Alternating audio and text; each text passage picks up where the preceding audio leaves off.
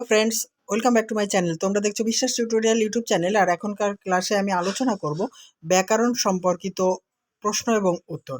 হ্যাঁ বন্ধুরা, তোমাদের দশম শ্রেণীর সিলেবাসের অন্তর্গত এবং যারা এসএলএসটি এবং মাদ্রাসা সার্ভিস কমিশনের জন্য প্রিপারেশন নিচ্ছ তাদের সিলেবাসেও রয়েছে এটি। বাক্য নির্মাণের শর্ত এবং তার সংজ্ঞা সহ একদম সুন্দরভাবে জলের মতো বুঝিয়ে দেবো আজকের ক্লাসে যে বাক্য নির্মাণের কি কি শর্ত রয়েছে এবং সেই শর্তগুলি কখন লঙ্ঘিত হয় এবং সেটি কিভাবে তোমাদেরকে সলভ করতে হবে। চলো দেখে নেওয়া যাক আজকের গুরুত্বপূর্ণ ক্লাসটি।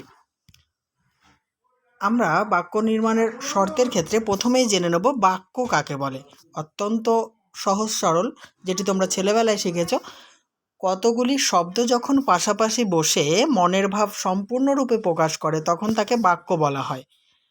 যেমন রাম প্রতিদিন স্কুলে যায়, এটা একটা বাক্য, কারণ কতগুলি শব্দ পাশাপাশি বসে মনের ভাব সম্পূর্ণরূপে প্রকাশ পাচ্ছে। কিন্তু আমরা যদি বলি রাম প্রতিদিন স্কুলে, এটা কিন্তু বাক্য তৈরি হলো না, কারণ প্রত্যেকটি শব্দ পাশাপাশি বসেছে ঠিকই, কিন্তু মনের ভাব সুন্দরভাবে প্রকাশ পায়নি। তাহলে এবারে আমরা জেনে নেব বাক্য নির্মাণের শর্ত। তাহলে একটা বাক্য নির্মিত হতে গেলে তিনটি শর্তের প্রয়োজন হয়। সেই তিনটি শর্ত হচ্ছে যোগ্যতা, আকাঙ্ক্ষা এবং আসক্তি। তাহলে প্রথমেই আমরা জেনে নেব যোগ্যতা কি। যোগ্যতা হচ্ছে বাক্যের পদগুলির অর্থগত ও ভাবগত মেলবন্ধনের নাম যোগ্যতা। তাহলে কি, বাক্যের যে সমস্ত পদগুলি থাকবে তার মধ্যে অর্থগত এবং ভাবগত একটা সম্পর্ক থাকবে এবং সুশৃঙ্খলভাবে সেটা তৈরি হবে। তাহলে দেখো, যোগ্যতা যেমন আমরা যদি বলি আমরা পায়ের সাহায্যে হাঁটি, এটা কিন্তু যোগ্যতা সম্পন্ন বাক্য। প্রত্যেকটি পদের সঙ্গে এটা অর্থগত আর ভাবগত একটা মেলবন্ধন রয়েছে, এটি হচ্ছে যোগ্যতা সম্পন্ন বাক্য। কিন্তু একই রকমভাবে আমরা যদি বলি যে আমরা মাথার সাহায্যে হাঁটি কিংবা গরু আকাশ দিয়ে হেঁটে যাচ্ছে, এখানে কিন্তু একটা উদ্ভট ব্যাপার ঘটছে, যা কখনো হতে পারে না। গরু কখনো আকাশপথে হাঁটতে পারে না, কিংবা যে আগুনের মতো তুষারপাত ঘটছে, তুষার সবসময় ঠান্ডা হয়, আগুনের মতো হতে পারে না। তাহলে এই যে একটা উদ্ভট ব্যাপার, এটা কিন্তু যোগ্যতা লঙ্ঘিত হচ্ছে। সুতরাং এখানে বাক্য নির্মাণের যে শর্ত রয়েছে তার মধ্যে যোগ্যতা শর্তটি লঙ্ঘন করা হচ্ছে, তাই এটি কিন্তু বাক্য হতে পারে না। ঠিক আছে, এবার নেক্সট জেনে নেব যোগ্যতার পরেই রয়েছে আকাঙ্ক্ষা। আকাঙ্ক্ষা মানে ইচ্ছা, অভিলিপ্সা বা মনের একটা জানার ইচ্ছা। ঠিক আছে, এবারে আমরা আকাঙ্ক্ষার সংজ্ঞাটা একটু জেনে নিই। কোনো বাক্যের অর্থ সম্পূর্ণভাবে বোঝার জন্য একটি পদ শোনার পরেও অন্য পদ শোনার জন্য যখন শ্রোতার মনে আগ্রহের সঞ্চার ঘটে তখন তাকে আকাঙ্ক্ষা বলে।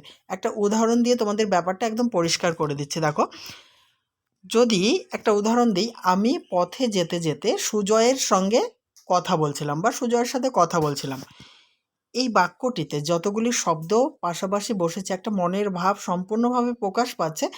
এখানে কিন্তু যে শুনছে বাক্যটা বা শ্রোতা, তার কিন্তু আকাঙ্ক্ষা পূর্ণ হয়ে গেছে, আর কিছু জানার বাকি নেই। আমি পথে যেতে যেতে সুজয়ের সাথে কথা বলছিলাম, এটা সুন্দরভাবে একটা বাক্য তৈরি হয়েছে, তাই এটি আকাঙ্ক্ষা পূর্ণ হয়েছে শ্রোতার।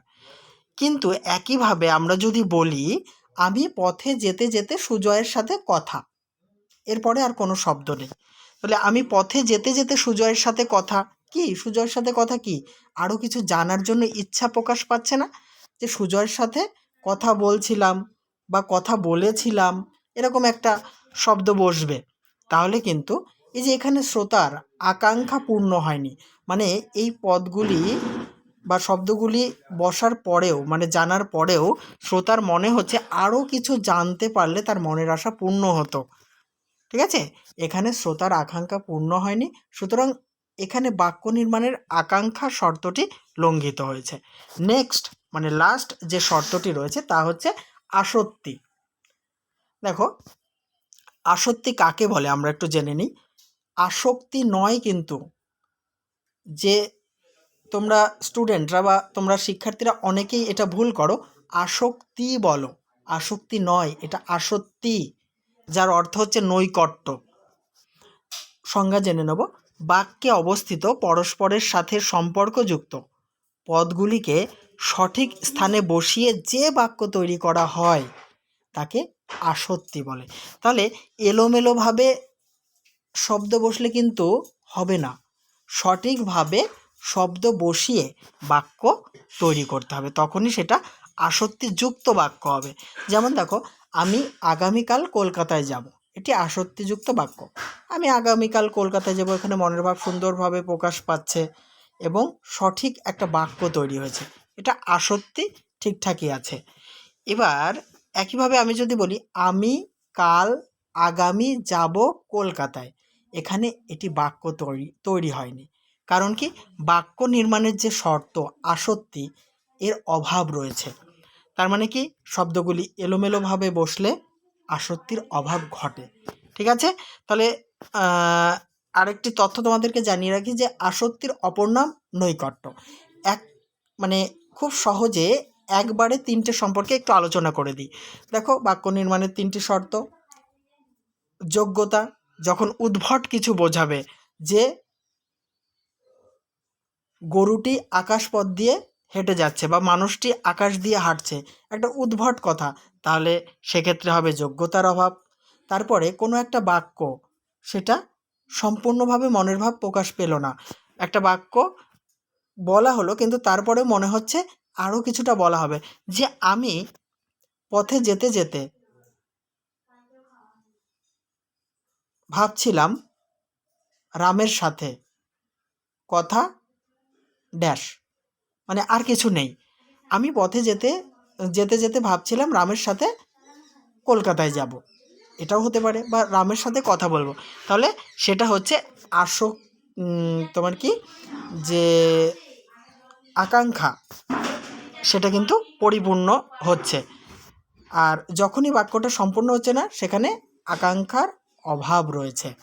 ঠিক আছে, এবার লাস্ট যেটা হচ্ছে আসক্তি, যার অপর নাম নৈকট্য।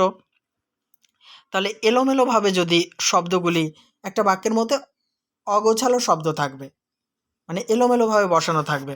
যেমন, সে স্কুলে প্রতিদিন না যাচ্ছে, তার মানে হচ্ছে সে প্রতিদিন স্কুলে যাচ্ছে না। ঠিক আছে, এই যে সে স্কুলে প্রতিদিন না যাচ্ছে, এলোমেলোভাবে বসানো রয়েছে, তাই বাক্য নির্মাণের যে শর্ত আসক্তি, এর অভাব ঘটছে। ঠিক আছে, তাহলে অত্যন্ত সহজভাবে আমি তোমাদেরকে বোঝানোর চেষ্টা করলাম বাক্য নির্মাণের শর্তগুলি। অবশ্যই ভিডিওতে লাইক, কমেন্ট এবং শেয়ার করো। চ্যানেলটিতে নতুন হলে সাবস্ক্রাইব করে অল করতে ভুলো না। আর পুরনো সমস্ত ভিডিও দেখার জন্য আমার চ্যানেলের প্লেলিস্টে চলে যাও, আর চ্যানেলে নতুন হলে কিন্তু সাবস্ক্রাইব করে অল করো।